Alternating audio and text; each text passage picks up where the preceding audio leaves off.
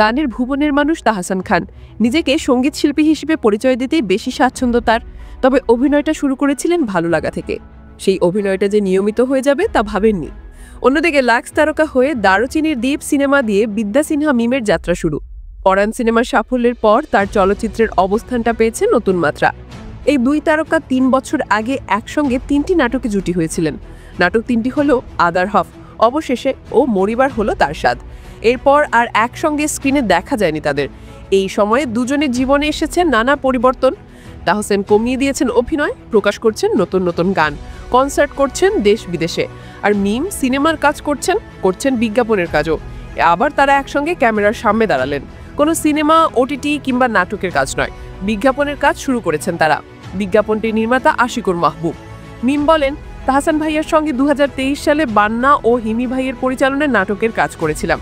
এরপর আর কাজ করা হয়নি। কখন যে ৩ বছর চলে গেছে বুঝতেই পারিনি।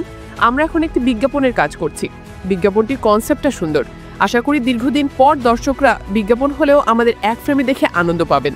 মিম জানান, চলতি মাসের প্রচারে আসবে বিজ্ঞাপনটি।